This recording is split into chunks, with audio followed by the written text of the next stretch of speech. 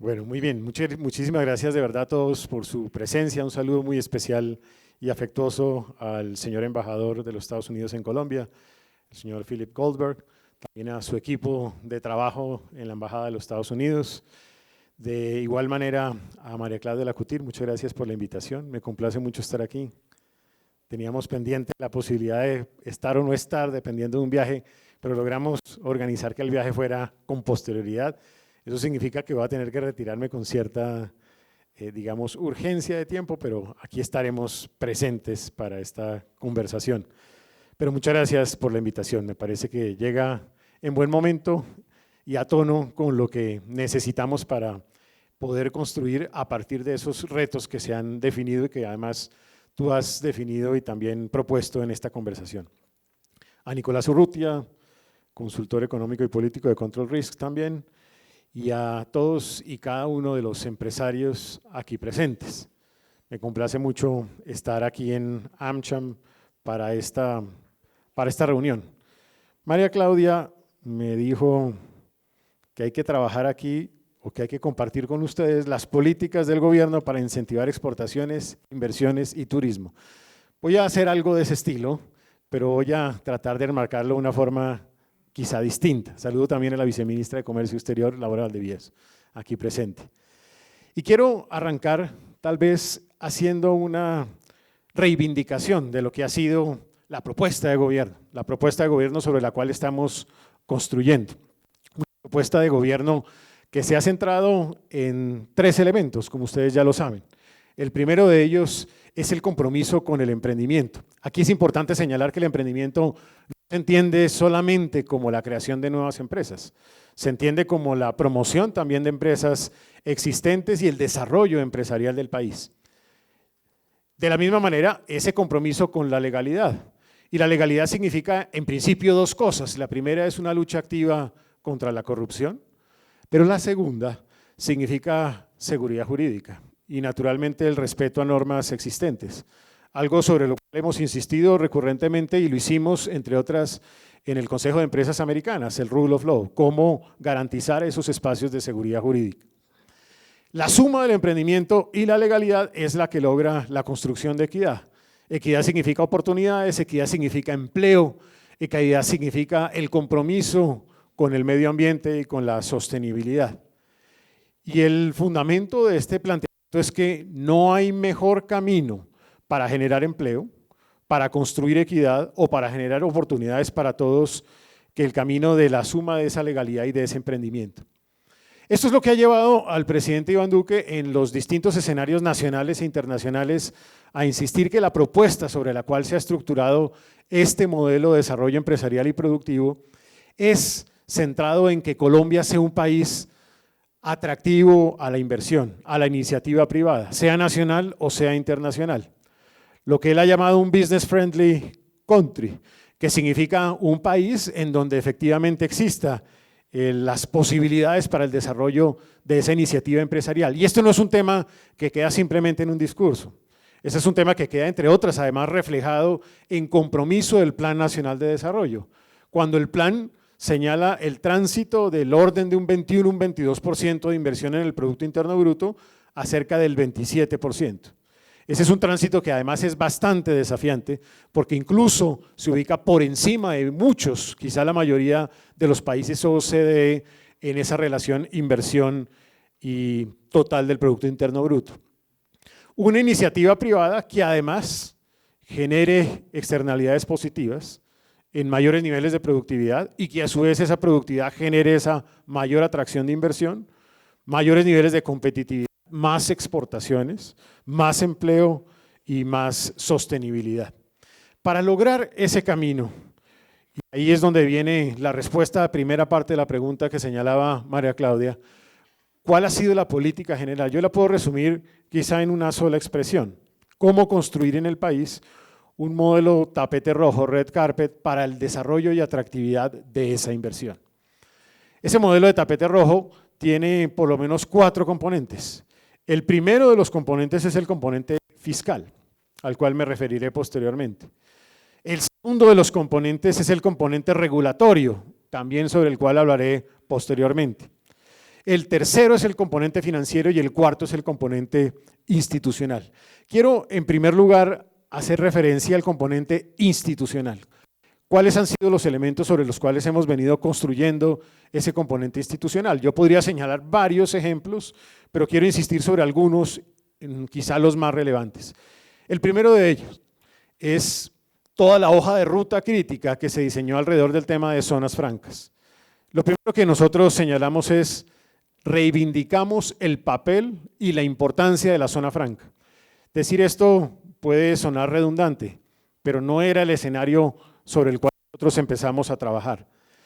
Esto significó, entre otras, la promulgación de un decreto que permite la renovación de zona franca, cosa que no se hacía desde el año 2016, situación que, entre otras, además genera una gran cantidad de zonas francas atoradas en su interés de desarrollo de inversión. Pero el camino o la hoja de ruta sigue a continuación, y es cómo desarrollar un modelo de zonas francas más adelantado. Y cuando digo más adelantado es que tenemos que empezar a involucrar temas referidos, por ejemplo, al comercio electrónico en zona franca, por ejemplo, a los temas de servicios, facilitar el tema de servicios en zona franca. No es que no existan zonas francas de servicios, pero existe una real dificultad para creación, especialmente transformación de empresas que puedan hacer parte de zona franca cuando son empresas ya existentes. De la misma manera, en el componente institucional, y lo hablábamos con María Claudia anteriormente, y tal vez con Casey, y es cómo nosotros lograr un compromiso para el desarrollo de zonas que han sido severamente afectadas por la migración o por el choque migratorio venezolano. De ahí es la creación de las zonas económicas y sociales especiales, que también se formularon como un nuevo componente de institucionalidad. Esas zonas permiten un componente de 0% en impuesto de renta por los primeros 5 años y la mitad del impuesto de renta por los siguientes 5 años en los departamentos de Guajira, Arauca, norte de Santander, la ciudad de Armenia y también la ciudad de Quibdó. Buscamos con esto responder, repito, a zonas que han sido severamente afectadas en materia de empleo. Y pongo de presente esto porque, entre otras, con los Estados Unidos ha habido un trabajo particular con esa idea de zonas S y muy especialmente en norte de Santander. Yo personalmente me he reunido con el presidente Clinton y también con las personas de la Fundación Clinton buscando el acompañamiento de ellos para hacer una promoción de este esfuerzo a nivel internacional. Y creo que haya una oportunidad que se abre para todos los sectores de la economía. Incluso había sectores que no estaban incluidos inicialmente, que ya quedaron incluidos y están siendo reglamentados. Eso permitiría realmente una posibilidad interesante para el desarrollo empresarial. De la misma manera, el programa o proyecto de proyectos turísticos especiales. A partir del Plan Nacional de Desarrollo, se contempla la posibilidad de facilitar el desarrollo de proyectos turísticos especiales en determinadas zonas del país, zonas definidas, a partir de una reglamentación.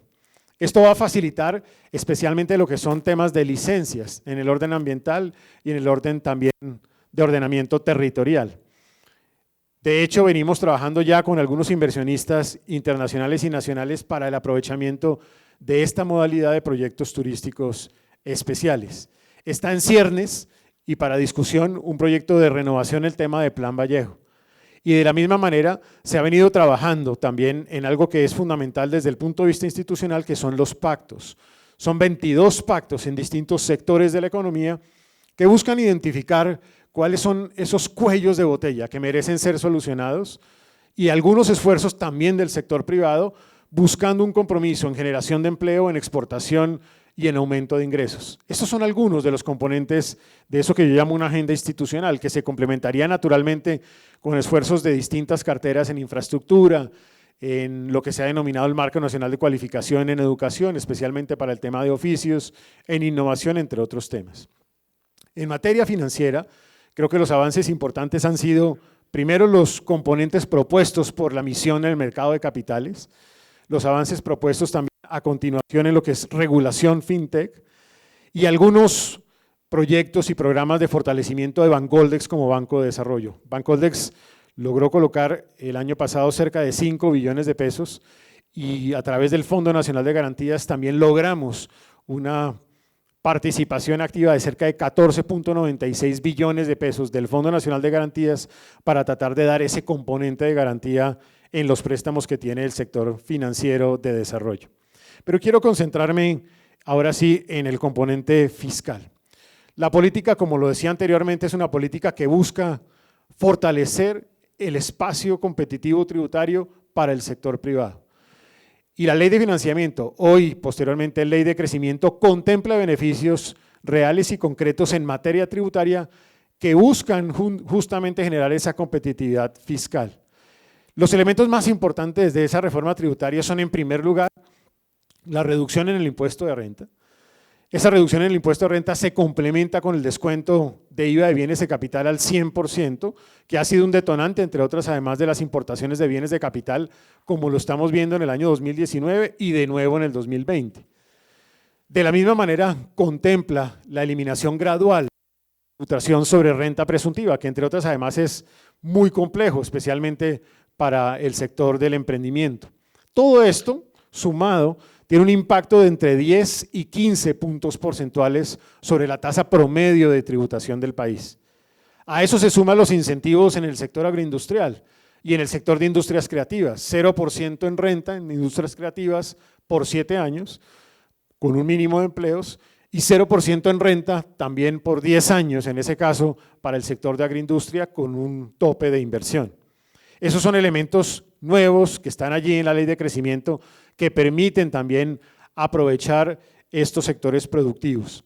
Pero es importante hacer una especial referencia al capítulo de megainversiones.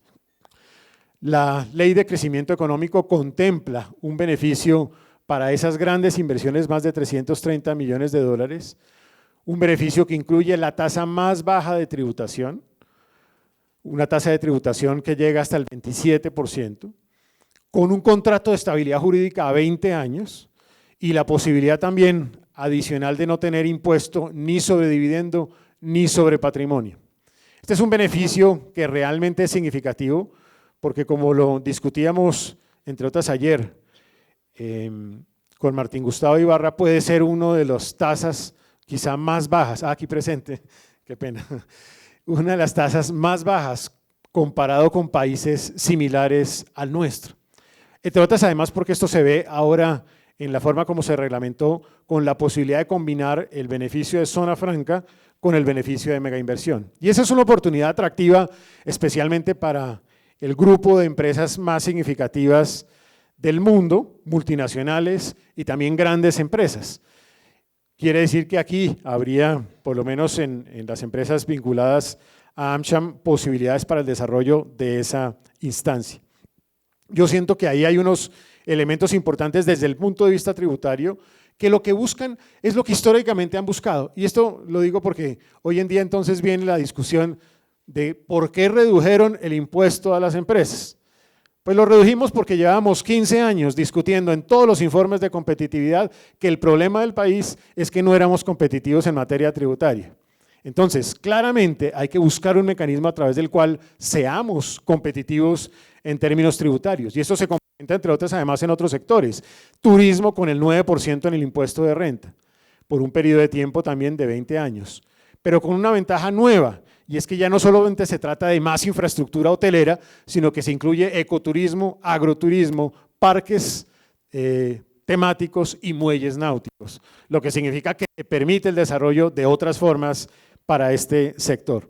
Yo creo que esto, sumado a los esfuerzos institucionales, también financieros y regulatorios, que entre otras además en los temas regulatorios, ya hablaré de los avances del caso, han permitido generar una dinámica distinta de crecimiento. Tal vez lo decía María Claudia, the rising star of América Latina.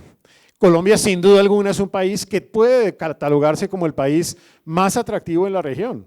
Y más atractivo en la región porque comparado con economías de su tamaño es el que más está creciendo. Así no haya sido el 3.6, 3.3 es la tasa de crecimiento más alta comparativamente con países similares en tamaño al nuestro. Y esa es una tasa que es importante para el 19, pero para el 20 la proyección habla de lo mismo. Estamos hablando de una tasa de crecimiento proyectada de 3.7 por parte del gobierno nacional. Banco Mundial y Fondo Monetario nacional oscilan entre 3.5 y 3.6. Cualquiera de esas tres tasas también va a ser una de las tasas más altas, si no la más alta, comparado con países similares en tamaño en la región en América Latina. Y ese crecimiento simultáneamente también se ha venido dando en atracción de inversión. Ustedes lo saben, en el año inmediatamente anterior Colombia crece su inversión extranjera directa en cerca de un 25%. Y es importante señalar que se crece en todos los sectores, porque alguien podría decir es solamente el sector de hidrocarburos. No lo es, crece en general en todos los sectores de la economía. Incluso voy a dar un dato que todavía pues naturalmente es incipiente, pero las primeras 3 semanas de enero el crecimiento de sectores no mineroenergéticos en inversión extranjera llegando a Colombia es de más del 1000%. Es 10 veces más de lo que se recibió en el mismo momento en el mes inmediatamente anterior. Repito, estamos hablando de algo incipiente, pero de todas maneras puede ser diciente. Y de todas formas, incluso asociado al tema de crecimiento, simplemente coincidan con las cifras de demanda de automóviles en estos primeros meses del año, en el primer mes del año, 15.4%. Es una de las más altas también en la historia del país para un periodo correspondiente. Entonces, además con algo muy interesante, que se deriva de esa institucionalidad de la ley de vehículos eléctricos. 387% se crece en la demanda de vehículos híbridos, que tiene el componente eléctrico y el otro componente. Creo que esto naturalmente también es el resultado de un esfuerzo gigantesco en lograr Estado simple y Colombia ágil, en lograr un sistema de simplificación, racionalización, eliminación o digitalización de trámites innecesarios. Son 1951 trámites en total. Los últimos 8 años se hicieron 2002 en total. Son 1951 en este periodo de tiempo. ¿Que falta mucho? Sin duda alguna. Y el esfuerzo que tenemos que hacer conjuntamente es cómo trabajar todos de la mano para lograr ese beneficio.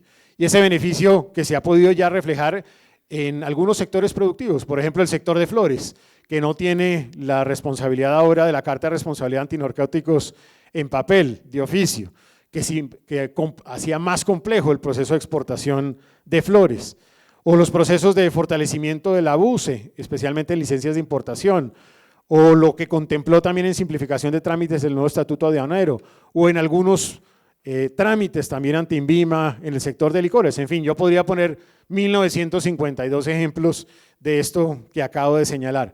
Creo que ese esfuerzo también es muy importante en lo regulativo, pero lo regulativo también tiene otros componentes. Una ley TIC que tiene la posibilidad de lograr o que busca lograr una cobertura del 70% en banda ancha en el 2022, que busca unificar el regulador y también lograr extender los beneficios en las concesiones. El tema de la ley de regalías, que busca llegar con 24 billones de pesos a las regiones y que permite algo muy importante al sector empresarial, obras por regalías, que creo que va a ser valioso también desde el punto de vista de desarrollo.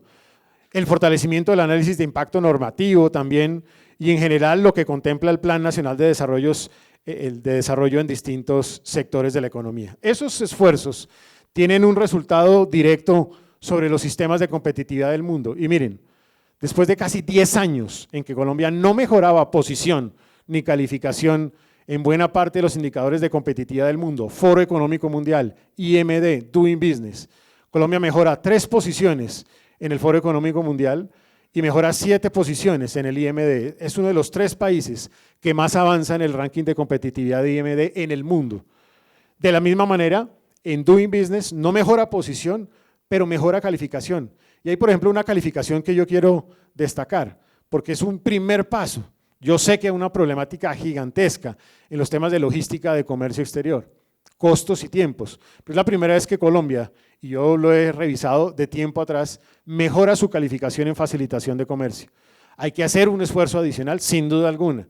Hoy, o en esta semana, tenemos justamente reunión con la Cámara de Servicios de la ANDI Legales para mostrarle los 8 avances que vamos a presentarle al Banco Mundial para Doing Business de este año. Y yo espero lograr ese compromiso que tenemos al 2022 de ser el segundo país de la región en Doing Business. Ese es un esfuerzo que significa trabajar casi que uno a uno cada una de esas decisiones que facilitan el mejoramiento del país en ese componente. Eso genera naturalmente indicadores crecientes de confianza a la industria y confianza al comercio. Pero este esfuerzo, creo yo, se ha visto favorecido por una palanca. Y la palanca en este caso particular es la relación comercial y de inversión que tenemos entre Colombia y los Estados Unidos de América, el Tratado de Libre Comercio con Estados Unidos. Yo inicio simplemente manejándolo por comparación y por eso digo que es una palanca y hay que verlo como una palanca que permite el desarrollo del país. El Tratado de México, Estados Unidos y Canadá nuevo o renovado plantea una oportunidad para nosotros, en la medida en la cual los requisitos de origen en algunos sectores, la menor flexibilidad en políticas comerciales, monetarias, incluso cambiarias, y la definición de términos al TLC, en el caso de ese tratado entre Estados Unidos, México y Canadá, plantea una oportunidad para un país que tiene un tratado de libre comercio distinto, un tratado de libre comercio bastante más flexible y sin esas restricciones en términos, y también con unos requisitos también de origen en algunos sectores mucho más atractivos. Ese me refiero. Lo que significa que a partir de allí se abre una oportunidad. La propia tensión comercial, y María Claudia lo ha hecho a través de AmCham recurrentemente, lo hemos hecho también en conjunto con la oficina comercial, plantea una oportunidad para nuestro país. Ese escenario de tensión entre China y Estados Unidos, aún en fase 1, plantea la oportunidad en inversión, plantea la oportunidad también en comercio. Tal vez tú llegabas a una cifra del orden de 74 ítems que pudiesen ser exportados de Colombia a los Estados Unidos sin algunos de los sobrearanceles, repito, en fase 1, que hoy en día se establecen entre Estados Unidos y China. Y esos sectores, muchos de ellos, incluso los vemos creciendo de forma importante. Yo podría poner de ejemplo algunos sectores de construcción, algunos de alimentos y agroindustria, o eventualmente en confecciones se podría tener una oportunidad en materiales plásticos, en el sector metalmecánico o en cosméticos. Ahí hay una oportunidad. La otra oportunidad que también hemos identificado conjuntamente con el equipo de AmCham y la Oficina Comercial de Colombia en los Estados Unidos son inversiones que hoy apostadas en China pudieran pensar en un reshoring, en una relocalización. El embajador Santos ha venido haciendo un esfuerzo importante con 15 compañías, ya ha hecho una primera aproximación y seguiremos haciéndola desde nuestra representación diplomática en los Estados Unidos, buscando ver si ahí existe o no una oportunidad para aprovechar esa palanca que es ese tratado de libre comercio con Estados Unidos. Pero es una palanca que tiene también resultados y yo quiero insistir sobre eso porque hoy justamente leía o releía algunos tweets en el sentido de descalificar el Tratado de Libre Comercio, en general los tratados de libre comercio, que eso es deporte oficial, y otro particularmente con el de Estados Unidos de América. Esta es una palanca que tiene resultados. Primero, los Estados Unidos pues son sin duda nuestro primer destino de exportaciones, pero interesante que el 40% son no mineroenergéticas. Eso no es un tema menor, es un tema que tiene impacto social, es un tema que tiene impacto en las regiones, en sectores claves del desarrollo del país. Con aumentos del 4% en el 18, 2% en el 2019, en un año que ha sido difícil para el escenario mundial del comercio exterior, porque la demanda internacional ha caído internacionalmente. Pero donde hay sectores, por ejemplo, como la industria, que vienen creciendo a una buena tasa. Donde ha habido también una ampliación de la canasta exportadora. Se ha venido detectando cerca de 300 nuevos productos que han llegado o han podido llegar a los Estados Unidos. Con la posibilidad de llegada de inversión extranjera, más de 400 empresas en Colombia de capital norteamericano. Con un incremento en exportaciones también de las micro y pequeñas empresas, cerca de 400 millones de dólares en 2018. Con un avance de 279 empresas en el 2012 a 3.146 en el 2018, lo que significa que hay un espectro más amplio de potencial o de capacidad exportadora que ha aprovechado el Tratado de Libre Comercio. Por lo tanto, esa palanca ha permitido aumentar la diversificación, atraer inversión, generar empleo y fortalecer el tejido empresarial completo, digo yo, incluyendo a la micro y la pequeña empresa. Pero también ha tenido un impacto positivo en materia de servicios, ustedes lo ven allí. Miren, el sector de servicios, aún en el año pasado, que fue un año difícil de exportación, crece cerca del 5%. Y el sector de servicios crece también en la relación Colombo-Estados Unidos. Ha habido también un incremento en el interés por hacer turismo en el país, crecimientos del orden del 8% y 23% en los 2 años. Este es un avance importantísimo, entre otras además, que creo yo en el 2020 puede seguir dándose, sobre la base de que hubo por lo menos un reconocimiento internacional muy importante en los Estados Unidos, y es la Asociación de Turoperadores de los Estados Unidos, cerca de 700 empresas del sector del turismo, que ponen a Colombia como el primer destino recomendado para el año 2020, como destino emergente, destino turístico emergente. Algo similar podría decir de lo que se ha dicho en otros países, lo que hizo recientemente FT, Financial Times, el periódico británico, que ubica a Colombia como uno de los destinos más atractivos, el destino número 7, en donde se combina potencial de inversión y desarrollo turístico. Pero además, creo que ha habido también un avance importante en el sistema de travel warning, del sistema de alerta de viajes, en la valoración que hacen los Estados Unidos. Naturalmente, en este escenario, pues hay desafíos importantes. Y yo quisiera destacar en esos desafíos algunos que ha identificado el Atlantic Council, y quiero ponerlo de presente porque me parece que el trabajo del Atlantic Council es relevante y es coincidente con esa forma como nosotros hemos visto. Nosotros estamos haciendo o contribuyendo al tránsito de esa página de la historia del país, de esa historia de pasado, de violencia, de dificultades, a una página nueva. Y en esta página nueva estamos poniendo de presente innovación, emprendimiento, desarrollo tecnológico, crecimiento, sostenibilidad. Esos temas son coincidentes con la agenda que propone Atlantic Council en la relación colombo-norteamericana. Avanzar en temas de emprendimiento, de innovación, de desarrollo tecnológico y digitalización de la economía, de construcción de valor, de cadenas de valor, de los temas de cuarta revolución industrial y de ver Venezuela como no solamente una crisis desde el punto de vista migratorio, sino como una oportunidad también para el desarrollo empresarial. A mí me sorprendió positivamente el estudio, particularmente, primero porque se hizo de la mano del sector empresarial, también por actores del Congreso norteamericano, por organizaciones sociales y por líderes, y quisiera destacar algunas acciones específicas que se recomiendan allí, que yo creo que son las mismas que yo pudiese aquí poner de presente. Acumulación regional en textiles, ese es un reto, un desafío que tenemos por delante, que para nosotros sería muy importante. Y sería muy importante porque permite el desarrollo de un sector de alto impacto social. Yo sé que existen algunos otros mecanismos, pero no tienen la misma facilidad o posibilidad para el desarrollo del sector. Se incluye ahí también algo que nos y que de todas maneras tiene un impacto para nuestro país, que es la exclusión de la 232, que lo hemos insistido 1000 veces. Yo creo que he mandado por lo menos unas 15 cartas a los Estados Unidos. Yo sé que es un tema de decisión de política pública, que ya tiene un efecto en la decisión más reciente, pero que puede tener un efecto aún más grave en otros sectores de extenderse esa decisión. Y yo creo que ahí sí insistiría sobremanera en que eso no se diera para el caso colombiano. En agilizar admisibilidades sanitarias de lado y lado, naturalmente desde nuestro lado pimentones, limón Tahití, las pasifloras. Avanzar en la implementación del TLC, sobre el cual hay un compromiso en propiedad intelectual, en los minimis, que ha sido recurrentemente expresado por todos aquí presentes. En promover la doble tributación también, el acuerdo de doble tributación, y sobre el cual venimos trabajando, debo decir, con la DIAN hay un esfuerzo en esa dirección. La simplificación también del proceso de creación de empresas. Les voy a dar simplemente un ejercicio.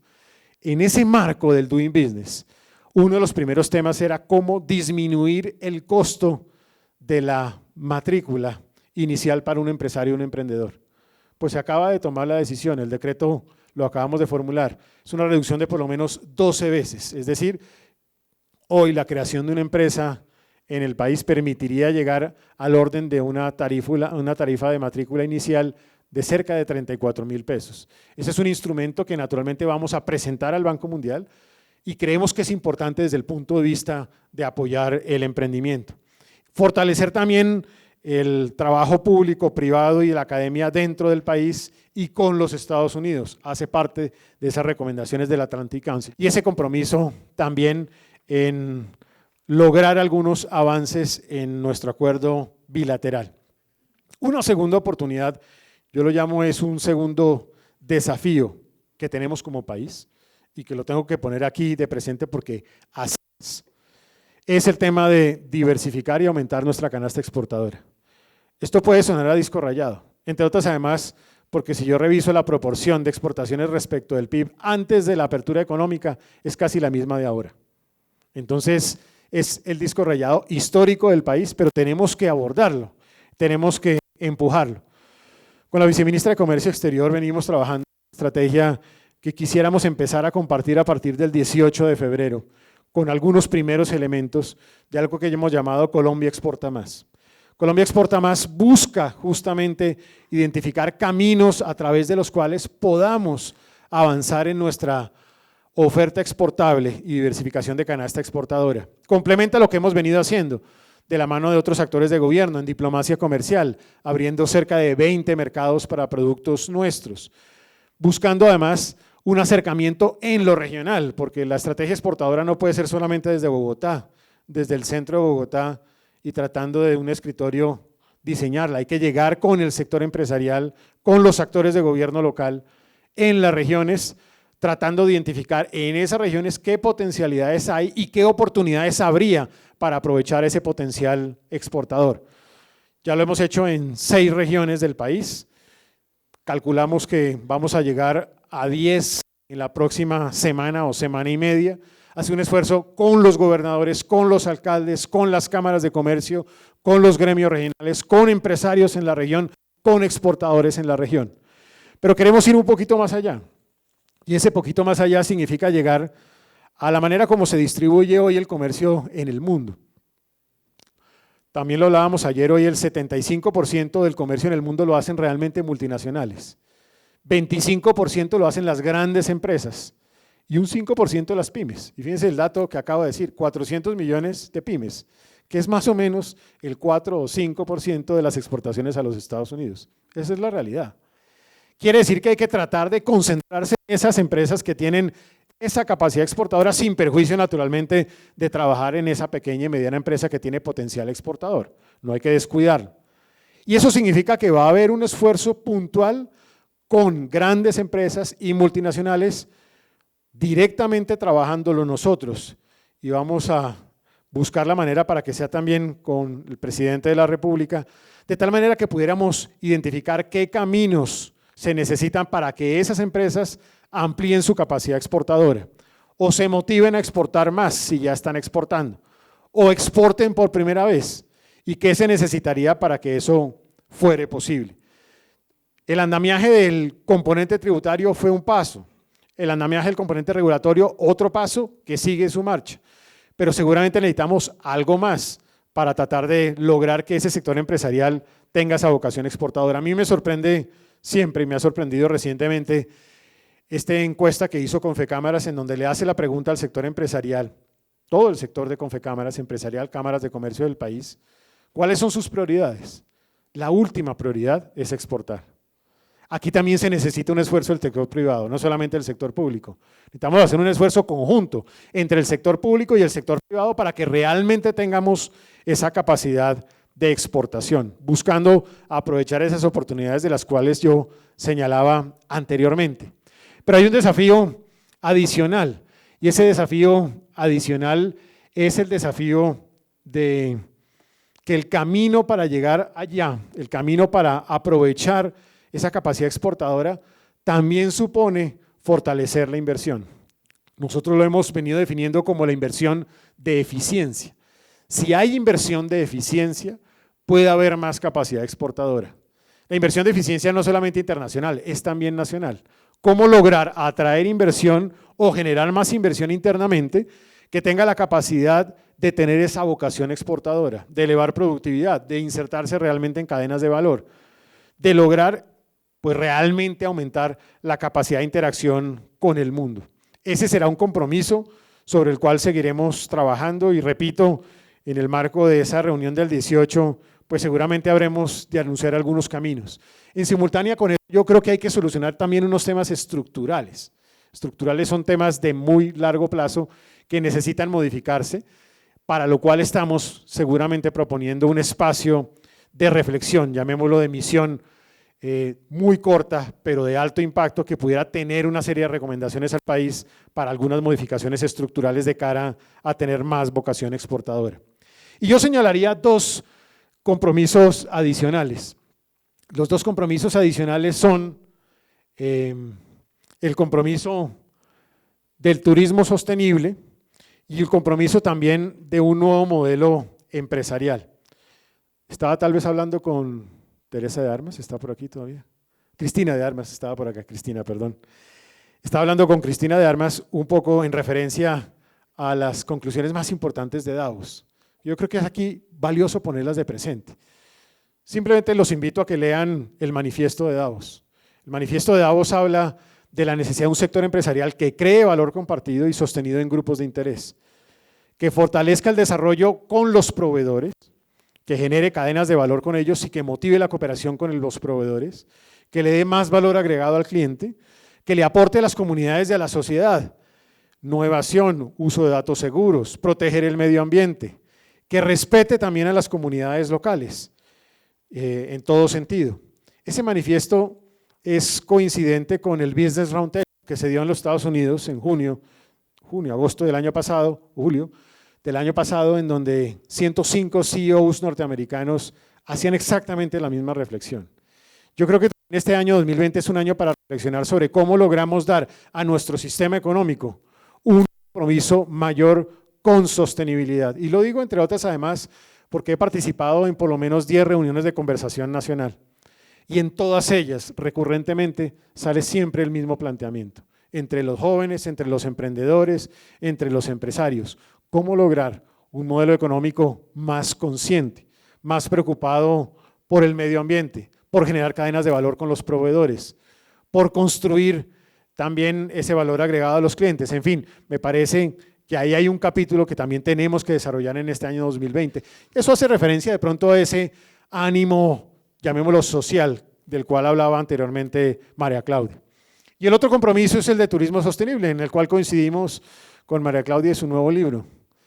Y es cómo lograr un turismo que siga creciendo naturalmente, que aproveche las oportunidades que se desarrollan, pero que sea respetuoso de varias cosas. Primero, del medio ambiente, que sea respetuoso también de las comunidades donde llega, que sea también respetuoso en definir capacidad de carga en los destinos turísticos.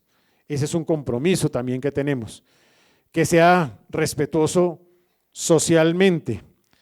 Yo creo que ese compromiso es un compromiso que tenemos que adoptar a través de una gran política que estamos estructurando y que habremos de presentar a la nación próximamente, pero que en simultánea tiene que tener también compromisos seguramente regulatorios, para lo cual ya hemos venido hablando con el Congreso de la República en las comisiones correspondientes para que esto tenga dientes de ejecución en lo que viene a continuación. También el compromiso de continuar trabajando en los temas de seguridad jurídica y continuar trabajando en los temas de facilitación y simplificación de cara al proceso de exportación y de trámites en general. Pero digo yo también, ya son las 9 de la mañana, aprovechando espacios como este para acompañar oportunidades en sectores claves de la economía. Y yo quiero invitarlos a que aprovechemos esos espacios. He hablado de lo que se hizo en materia regulatoria en el sector de tecnologías de información, ahí hay una oportunidad. Lo mismo en el sector de energía, ese sector que va a transitar de esos 40 megawatts, con los cuales arrancamos en energía renovable no convencional, a 2.200 megawatts ya confirmados para el año 2022, a partir de las subastas. En el sector de infraestructura, todo el camino 4G, pero adicional a eso, lo que propuso ya el Congreso de la República con recursos concretos para el desarrollo de la red terciaria del país, porque ahí va a haber ya recursos en la Ley de Crecimiento Económico para el desarrollo de esa red terciaria en Colombia. El desarrollo del sector del agro y de la agroindustria. Somos conscientes de que hoy usamos cerca de 8 millones de hectáreas, pero tenemos hasta 40 millones de hectáreas disponibles. Hay una oportunidad valiosa de la cual hablábamos recientemente y sé que aquí tienen un grupo de agroindustria que está trabajando en estos frentes. Ahí hay una oportunidad. Esa oportunidad se puede desarrollar con los instrumentos que tiene la ley de crecimiento o también se puede desarrollar con instrumentos como el de zonas CESE en el país. En los temas de economía digital, yo creo que hay que acompañarnos mutuamente en el diseño de esa regulación inteligente. Ahí hay un compromiso de gobierno y vamos a trabajar en esa dirección. En materia de turismo, en la industria exportadora, en el tema de industrias creativas, y yo debo decir que los Estados Unidos ha sido protagónico en el aprovechamiento de lo que contempla Ley de Crecimiento y Plan Nacional de Desarrollo para el desarrollo de la industria, por ejemplo, de producción de cine, series de televisión. Allí se contempló algo nuevo que entre otras está moviendo el interés del empresariado americano por este tema. Y es que no solamente se contempla el drawback o los beneficios tributarios para la producción de cine, sino que se incorporaron series de televisión, la producción de videojuegos, de videos también, de tal manera que se extiende el beneficio en economía e industrias creativas a esos otros sectores. Y digo yo todo esto en el marco de una verdadera cooperación estratégica. Y yo insisto siempre sobre esto cuando abordo este tipo de planteamientos con empresarios. Los acuerdos siempre tendrán sensibilidades. Yo no los llamo irritantes. Me preocupa ese término irritantes, me parece irritante. Prefiero sensibilidades. Los acuerdos siempre tendrán sensibilidades. Pero las sensibilidades se pueden tramitar en el marco de ese diálogo público-público o público-privado o aún privado-privado. Ojalá sea así. Lo que sí creo es que en medio de esas sensibilidades hay propósitos superiores. Y en el caso de la relación entre los Estados Unidos y Colombia, hay propósitos superiores en fortalecer una relación que ha sido primero de amistad, una relación que ha sido bipartidista, una relación que ha sido bicameral, una relación que ha sido cultural, una relación que también es histórica, es de negocios exitosos, una relación que ha sido de cooperación y una relación que yo puedo decir ha sido de aliados por muchos años, que esperamos sean todavía muchos años más. Para lograr eso, necesitamos un trabajo mancomunado entre ustedes y nosotros, gobierno nacional, el gobierno norteamericano, el sector público, el sector privado también norteamericano, un poco a la medida de lo que Dani Rodrik propone, y es que el futuro en el sector empresarial es un futuro en donde tiene que haber una relación de cooperación estratégica. Así que con ese marco, pues creo que hay algunos planteamientos, no sé si contesté a todo tu planteamiento, que pueden ser la ruta sobre la cual transitemos en este año 2020. Muchas gracias.